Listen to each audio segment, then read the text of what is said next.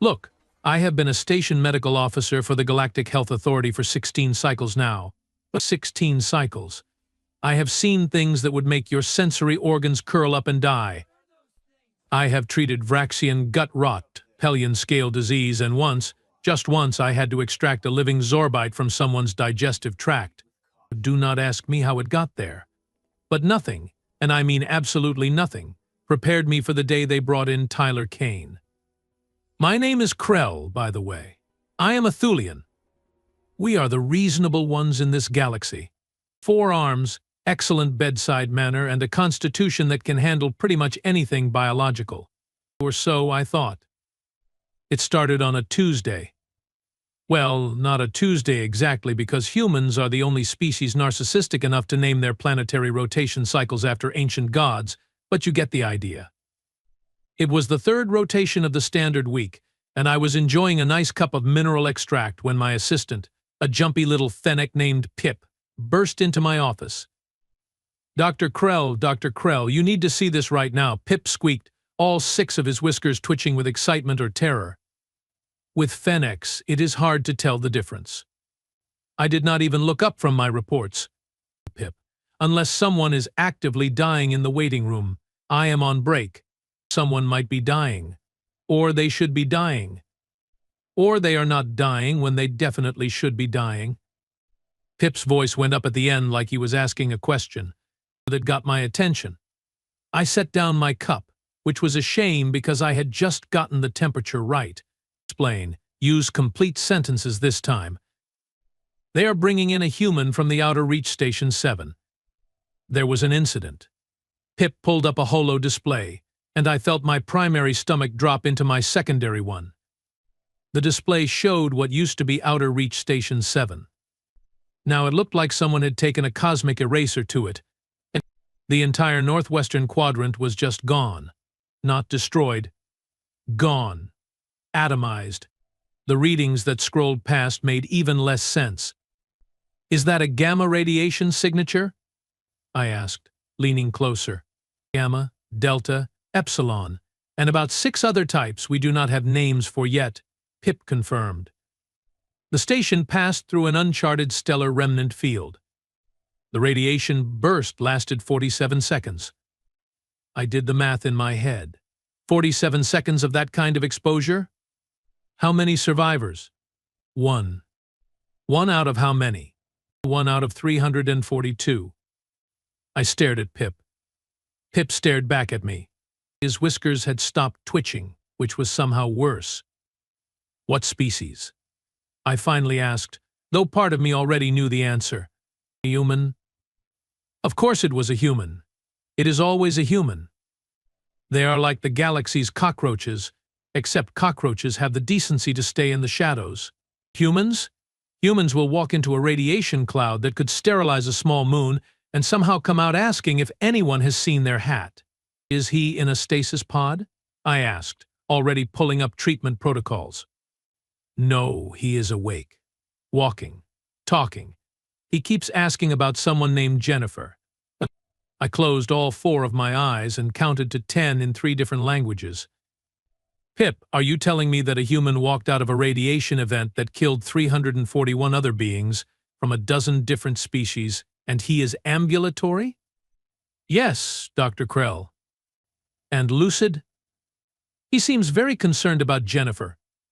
"Who is Jennifer?" "We think she was his partner. She did not make it." "Great. So not only was I about to examine a walking impossibility, but he was also going to be emotionally compromised." Fantastic. Just fantastic. The transport arrived 15 minutes later. I had spent that time pulling up every piece of human medical data I could find, which was surprisingly extensive given that humans had only been part of the galactic community for about 80 standard years. Apparently, they had a habit of getting into situations that required medical documentation. When the doors opened, I got my first look at Tyler Kane, and I immediately understood why the galaxy both feared and loved humans in equal measure. He was tall by human standards, maybe 6 feet if I remembered their measurement system correctly. Dark hair, gray eyes, and skin that should have been sloughing off in sheets but instead looked like he had a mild sunburn. He was wearing the tattered remains of a station utility uniform, and he was walking under his own power. Walking. Under his own power. After 47 seconds of omnicidal radiation. "Are you the doc?" he asked, and his voice was rough but steady. "I am Dr. Krell, yes. Mr. Kane, I need you to sit down immediately. I need to know about Jennifer." Jennifer Hale. She was in the bio lab when it happened. Someone said she was. They said she was. His voice cracked, and I saw genuine pain flash across his face. I looked at Pip, who shook his head slightly. Jennifer Hale was dead. Of course she was. Everyone was dead. Everyone except the man standing in front of me who, by all rights and all laws of biology, should be a puddle of organic soup. "Mr. Kane, I promise we will discuss Jennifer, but first I need to examine you. You have been exposed to lethal levels of radiation." He laughed. Actually laughed. It was not a happy sound. "Yeah, no kidding. I was there. I felt it when it hit. Like being inside a star that was also screaming." That was actually a fairly accurate description of what multispectrum radiation exposure felt like, based on the few documented survivors of much lesser events. The fact that he could describe it meant his neural pathways were still functioning. They should not be functioning. They should be misfiring randomly while his brain turned into a liquid. "Sit. Down. Now." I used my command voice, the one I reserved for drunk Vraxians who thought they could fight a medical scanner. To my surprise, he sat. Maybe he was more shaken than he appeared. I began the examination, and with each passing second, my confusion grew into something approaching existential dread. His vitals were not just stable, they were improving. His cell structure showed signs of radiation damage, yes, but also active repair. It's not stasis-induced repair. Active, ongoing cellular regeneration happening in real time. "Mr. Kane, have you had any genetic modifications?" I asked, running a scanner over his arm for the third time. "No. Well, I had my appendix out when I was 12, but I do not think that counts. Any exposure to mutagenic substances? Experimental treatments? Alien artifacts that granted you mysterious powers?" He gave me a look that I had come to recognize as the human expression for "you are being ridiculous." "Doc, I am an agricultural engineer. The most exotic thing I work with is hydroponic tomatoes." Pip leaned over and whispered, "His cellular regeneration rate is accelerating." "I can see that, Pip," I hissed back. Then to Kane, "How do you feel? And please be specific." He thought about it for a moment, and I appreciated that he was taking the question seriously. "Tired. Really tired.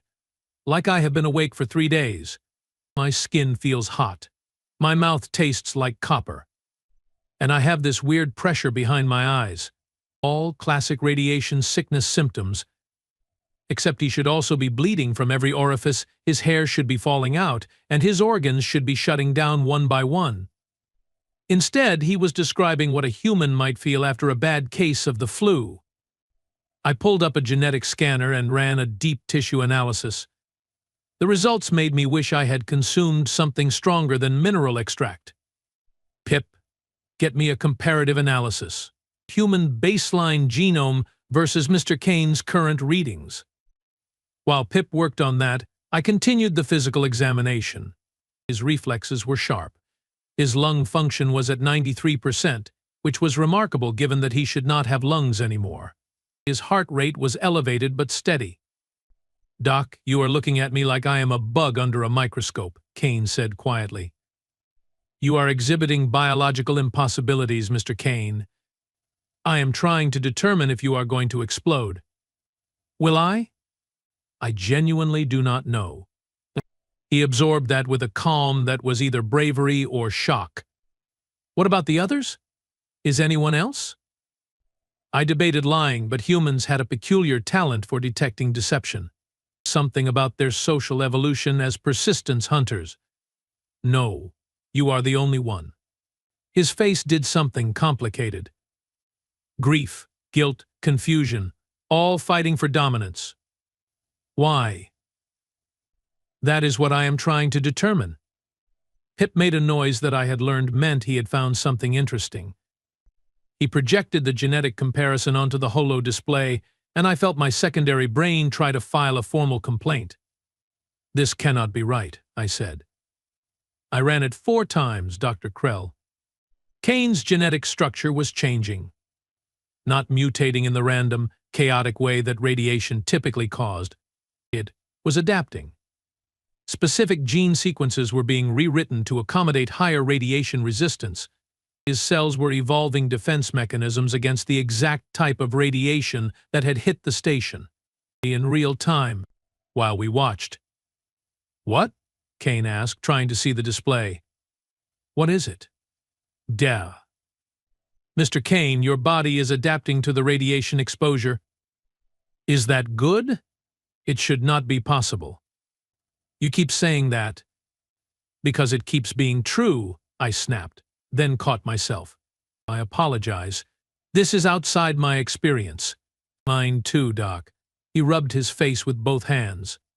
I just want to know what happened to Jennifer. There was no easy way to say it. The radiation killed her, Mr. Kane. Instantly. She did not suffer. I watched him process that. Humans had an interesting grief response. Some species keened or displayed elaborate mourning rituals. Humans just sort of folded in on themselves, like a star collapsing. We were supposed to get married next month, he said softly. I had the ring and everything. Was going to propose during the station's winter festival. Pip made a small, sad noise. Fennecs were empathetic little creatures. I am very sorry for your loss, I said, and meant it. I had lost people too, though not in such a dramatic fashion. Kane nodded slowly. Yeah, me too. He looked up at me and his eyes were wet but focused. So what now? You are going to quarantine me, right? Study me? Figure out why I am the lucky winner of the genetic lottery from hell.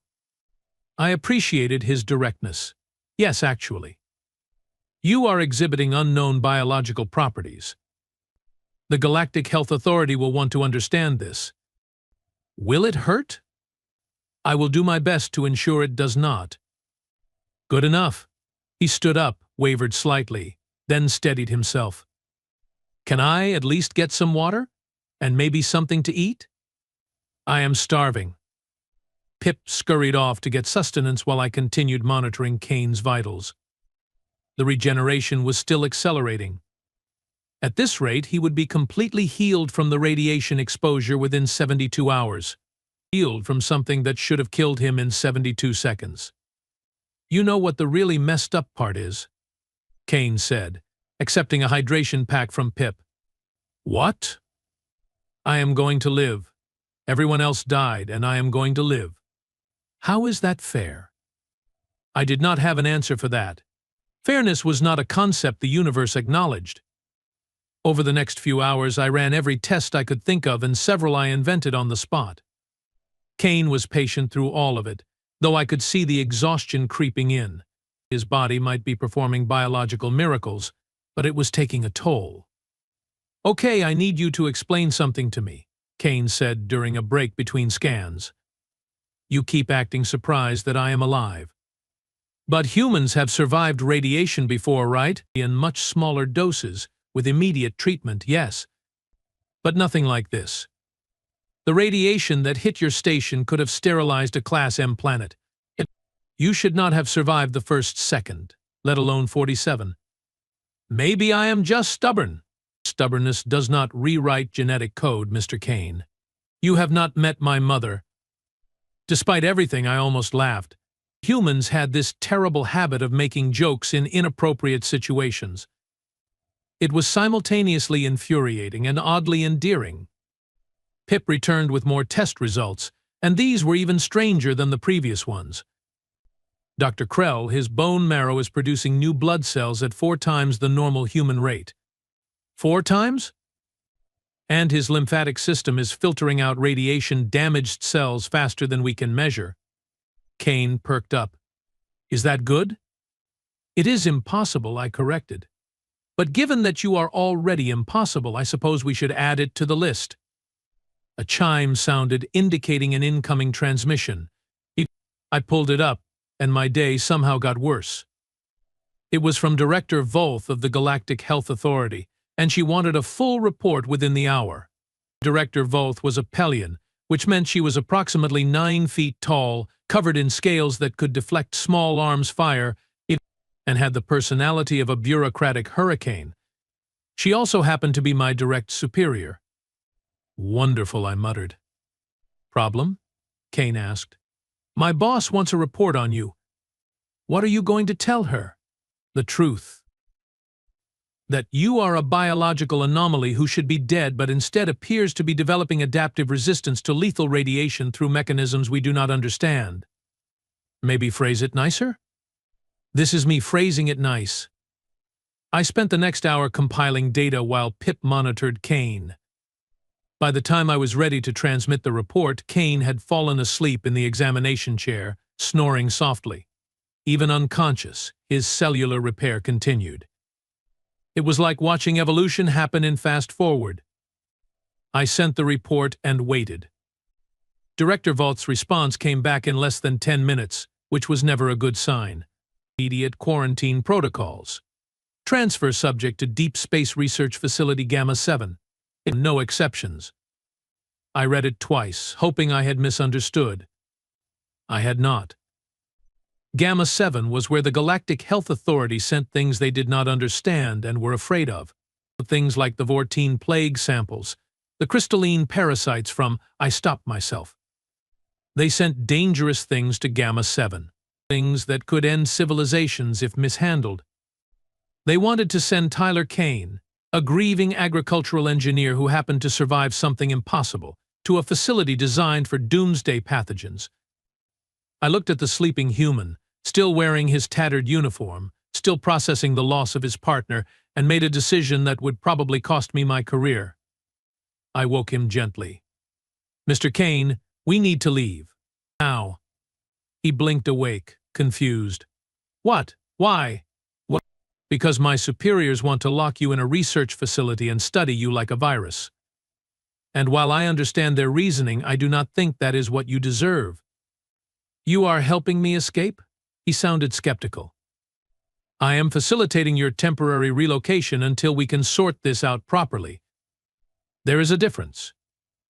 Doc, you are going to get in trouble for this. Probably. But I did not become a doctor to let the bureaucracy torture survivors. Get up. Pip, prepare the emergency transport. Pip's ears twitched nervously.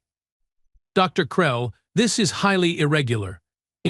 So is a human surviving planet killing radiation, Pip. Today is a day for irregular. I grabbed a medical kit and some supplies while Kane pulled himself together. His movements were stiff, but he was mobile. That would have to be enough. Where are we going? Kane asked as we moved through the back corridors of the medical facility. I have a colleague, Dr. Wren. She works at an independent research station in the Epsilon sector. She owes me a favor, and more importantly, she does not report to Director Volth. You are risking a lot for someone you just met. I stopped and looked at him. Mr. Kane, you survived something that killed 341 people. Your body is doing things that could revolutionize our understanding of biology and adaptation. But before you are a scientific miracle, you are a person who just lost someone he loved. You deserve time to grieve and to understand what is happening to you before they strap you to an examination table and take you apart piece by piece. He was quiet for a moment. Thank you, Doc. Thank me when we are not being hunted by the Galactic Health Authority. We reached the emergency transport bay without incident. Pip had prepared a small medical shuttle, bless his nervous little heart. I am coming with you, Pip announced. Pip, you do not have to do this. Someone needs to monitor Mr. Kane's vitals. And you are terrible at shuttle navigation.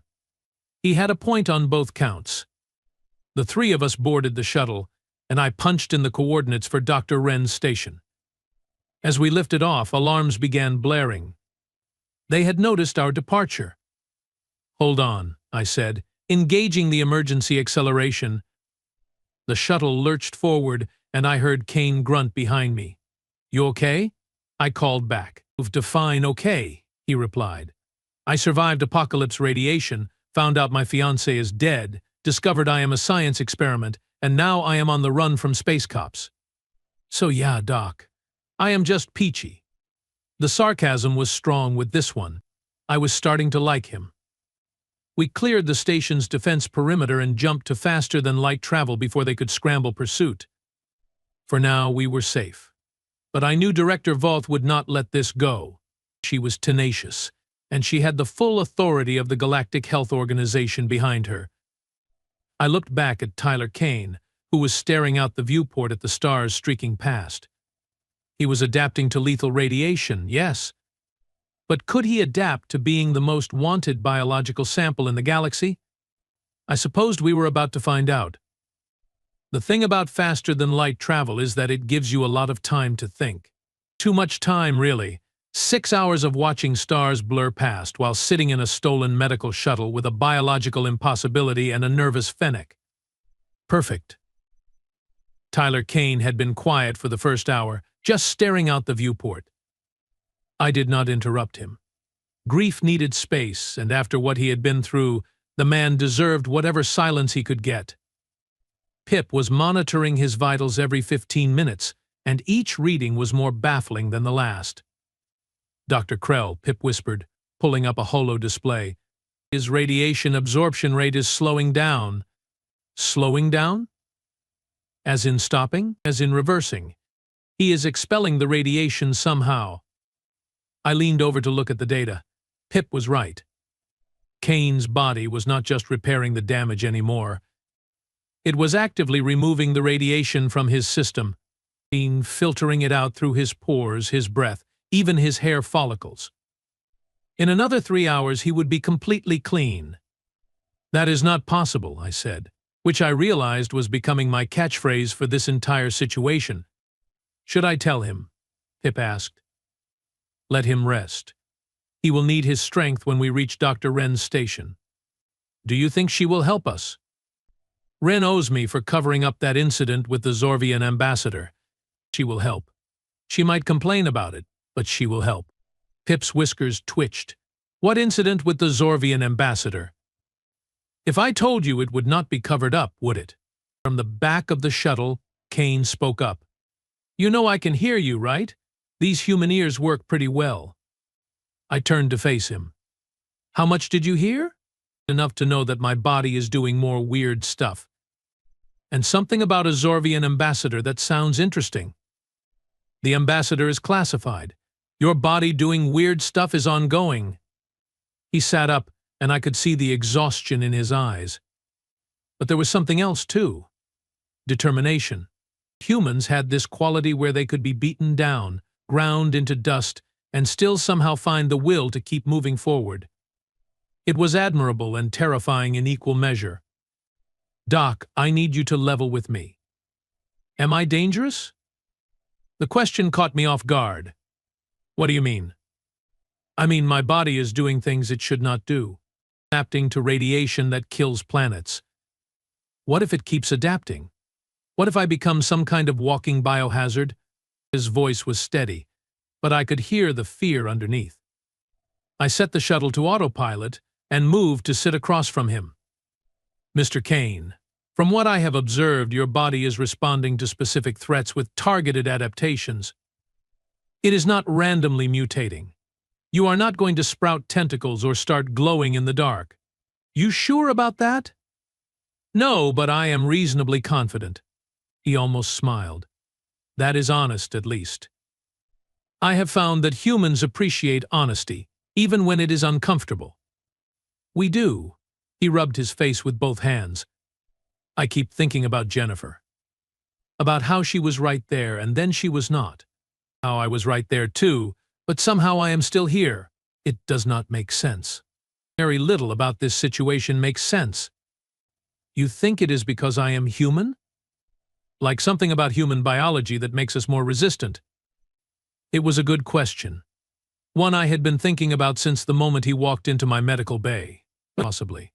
Humans are relatively new to galactic society. Your species evolved on a planet with higher radiation levels than most inhabited worlds. Your sun is more active. Your magnetosphere is weaker. You have been dealing with radiation your entire evolutionary history. So we are just naturally tougher? Tougher is one word for it. Stubbornly persistent in defiance of all logic is another. This time he did smile, just a little. Yeah, that sounds about right. An alarm chimed. We were being hailed. I checked the signature and felt my pulse quicken. It was Director Voth. Should I answer? Pip asked nervously. No, definitely not. Ignore it. The hailing continued for another minute, then stopped. But a recorded message began playing instead. Voth's scaled face filled the display, and she did not look happy. Dr. Krell, you have committed a serious breach of protocol by removing Subject Kane from quarantine. I understand you believe you are acting in his best interest, but you are interfering with critical research that could save billions of lives. Return to Station Medical immediately, and we can discuss leniency. The message ended. Kane raised an eyebrow. Subject Kane? That is dehumanizing. That is bureaucracy. They reduce everything to categories and protocols. She said billions of lives. What does she mean? I had been hoping to avoid this conversation, but Kane deserved the truth. Your adaptive abilities could revolutionize medicine. If we could understand how your body targets and repairs radiation damage, we could develop treatments for countless species. We could clean up irradiated planets. We could save people from exposure events that would normally be fatal. So she is not wrong. This could be important.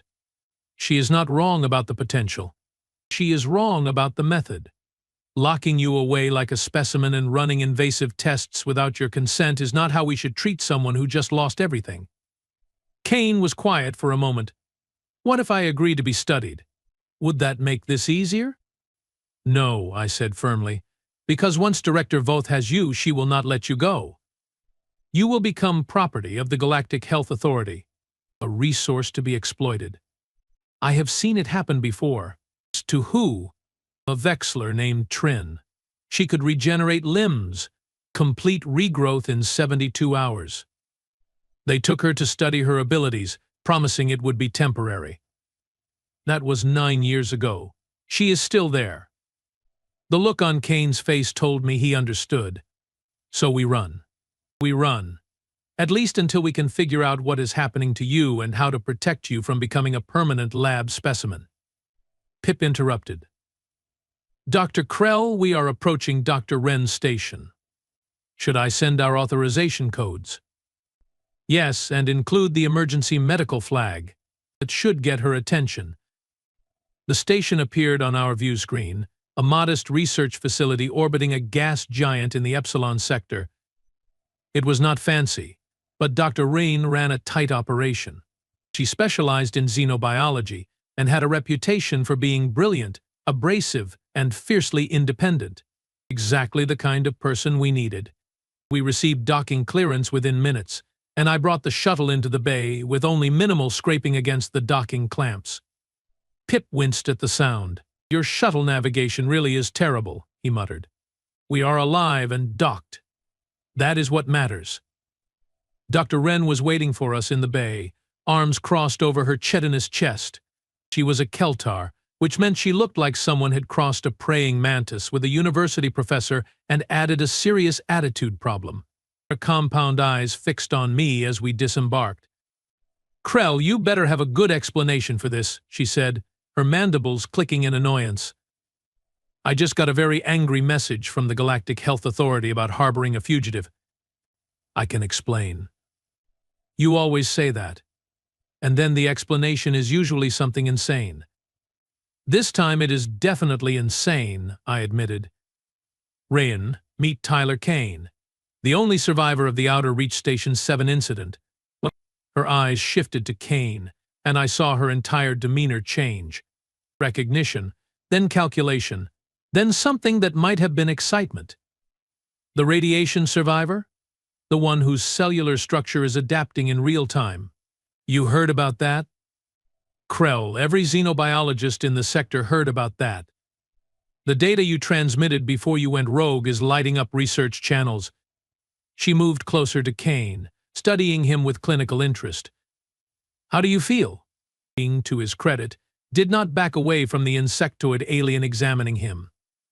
Like I got hit by a star and lived. So, you know, Peachy. Sarcasm. Good. Means your neural pathways are intact. Rin turned back to me. Bring him to Lab 3. I want to run a full genetic analysis. Rain, he needs rest. He can rest after I figure out why he is not dead. Come on.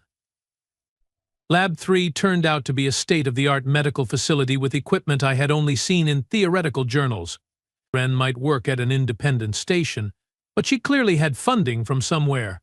Lie down on the scanner bed, Ren instructed Kane. This will take about 30 minutes, and it is completely non-invasive. You will feel a slight tingling, but no pain. Kane looked at me for confirmation. I nodded, and he complied. The scanner hummed to life, bathing him in a soft blue light. So, Kane said from the scanner bed, does everyone in the galaxy have a reason to be afraid of humans, or is it just me? Ren's mandibles clicked in what might have been amusement. Humans are not feared exactly. You are concerning. You show up in galactic society, claim to be from a death world, and then proceed to survive things that should kill you. It makes people nervous. Death world? Earth. Your planet has higher gravity than standard, more aggressive microbial life, more severe weather patterns, and a frankly alarming number of creatures that want to eat you.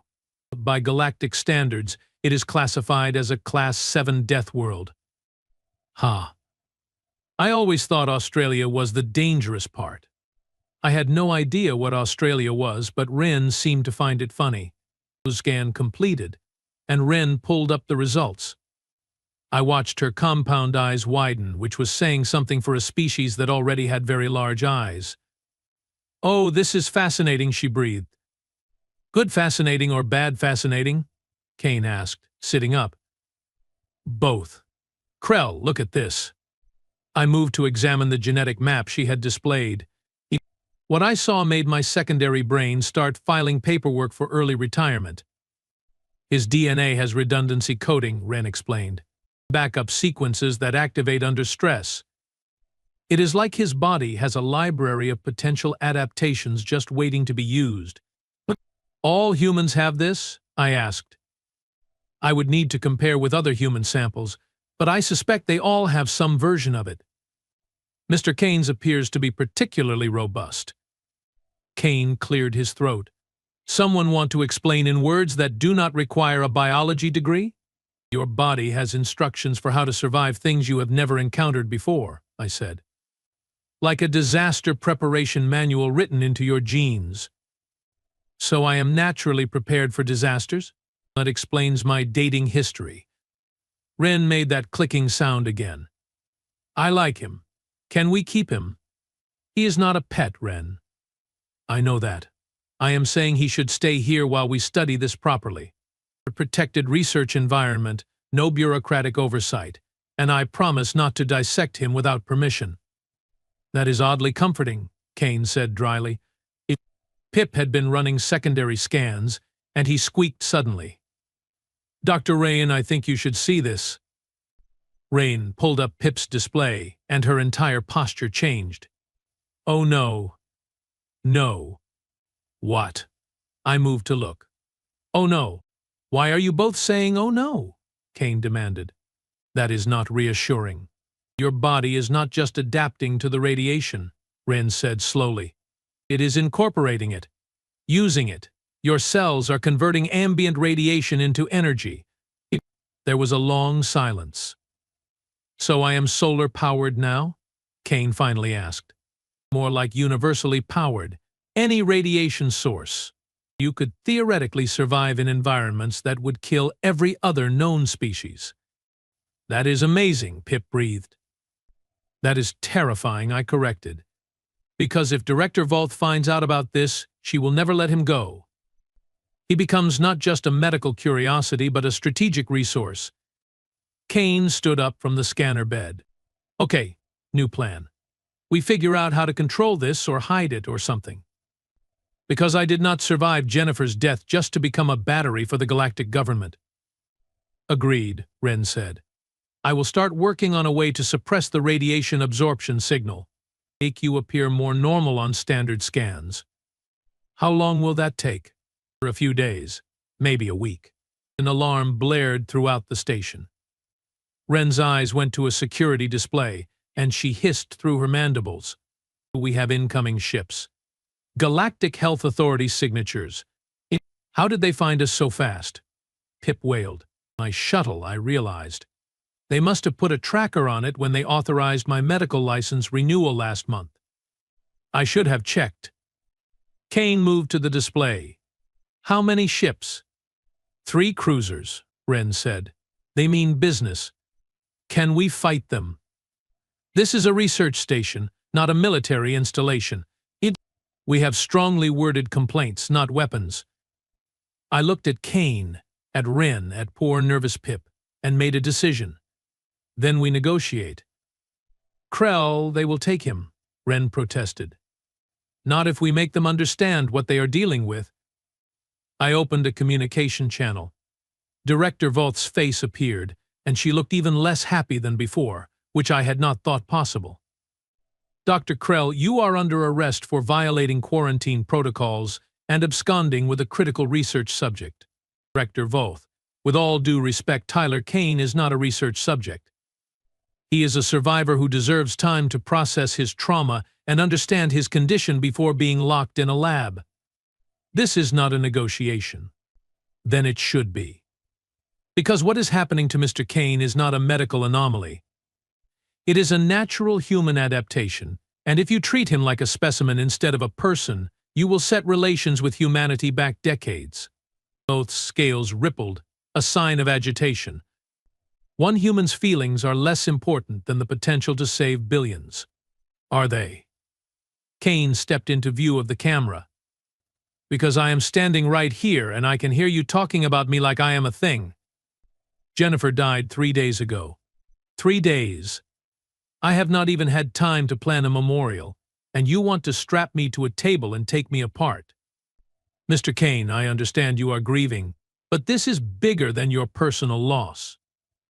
No, it is not. It is exactly the size of my personal loss. And until you understand that, I am not going anywhere with you. There was silence on the channel. I could see Voth calculating, weighing her options. What do you want? She finally asked. Time, Kane said. 1 month. Let Dr. Ren study my condition here with Dr. Krell and Pip assisting. You can have access to all the data. But I stay here, not in some facility designed for doomsday viruses. And after the month? After the month, we talk. If there is a way to help people using what is happening to me, I want to help. But on my terms, not as your prisoner. Voth considered this. 2 weeks, not a month. And I want daily reports. 3 weeks, Kane countered, and reports every other day. I need time to grieve. 3 weeks, daily reports. That is my final offer. Kane looked at me. I nodded slightly. It was better than nothing. Deal, Kane said. Voth's expression suggested she had swallowed something unpleasant.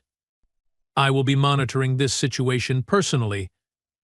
If you attempt to flee again, Dr. Krell, I will have you charged with obstruction and conspiracy. Understood, Director. The channel closed. Rain let out a breath that sounded like steam escaping from a valve. Well, that was intense. That was stupid, Pip said. What if she comes down here and takes him anyway? She won't, I said. Voth is a bureaucrat, but she is not cruel. She gave her word, and Pellions take that seriously. Kane sat down heavily. 3 weeks to figure out why I am the galaxy's most interesting science experiment. No pressure. We will figure it out, Ren assured him. I have resources and a complete lack of ethical oversight. Again, oddly comforting. The next 3 weeks were a blur of research, testing, and discovery. Wren was brilliant, even if her bedside manner made mine look warm and fuzzy.